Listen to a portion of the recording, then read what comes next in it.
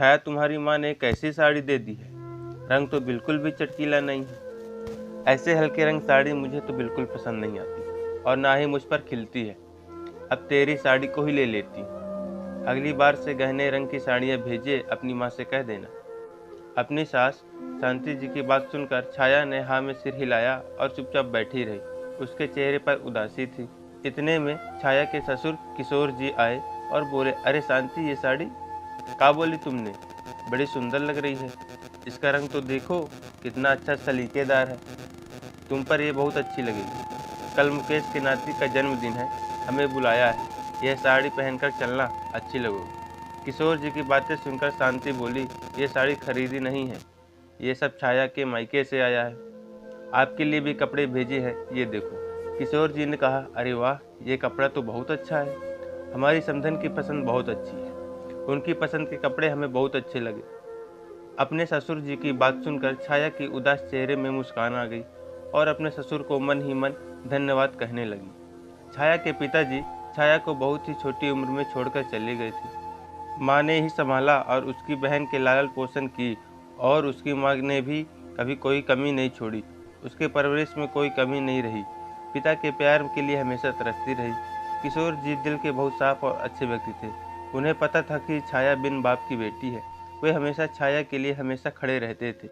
अपने बच्चों की तरह ही छाया को प्यार करते थे।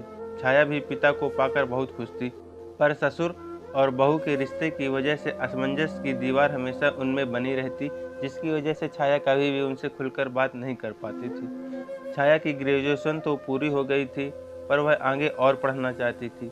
छाया ने अपने पति सचिन को अपनी इच्छा बताई और मम्मी पापा से बात करने के लिए बोली। शाम को जब छाया किचन में खाने की तैयारी कर रही थी, तभी सचिन ने अपने पिता से छाया के आगे पढ़ने और कॉलेज में एडमिशन के लिए बोला। किशोर जी कुछ बोल पाते उससे पहले ही शांति जी बोल पड़ी, क्या ज़रूरत है आगे पढ़ाने की?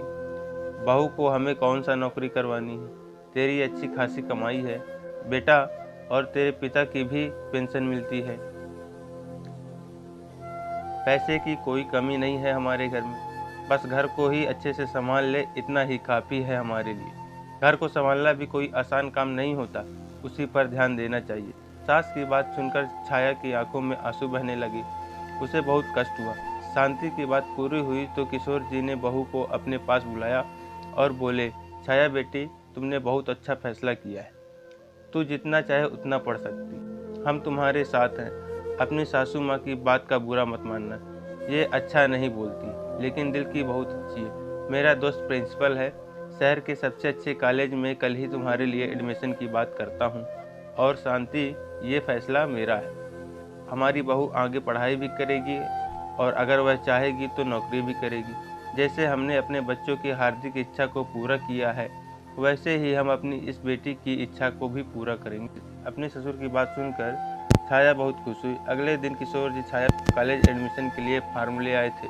हे भगवान, आपका बहुत बहुत शुक्रिया मुझे मेरे पिता देने के लिए, और वो प्यार और आशीर्वाद जिसके लिए मैं हमेशा तरसती रही।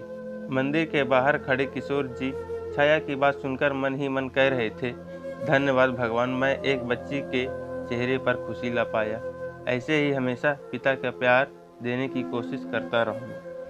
आशा करता हूँ कि यह कहानी आपको अच्छी लगी होगी। यदि अच्छी लगी होगी तो आप वीडियो को लाइक कर लीजिए, चैनल को सब्सक्राइब कर लीजिए, साथ में कमेंट करना ना भूलें। मैं मिलता हूँ एक और नई कहानी के साथ अगली वीडियो में। तब तक के लिए आप सभी को मेरा धन्यवाद। जय हिंद। वंदे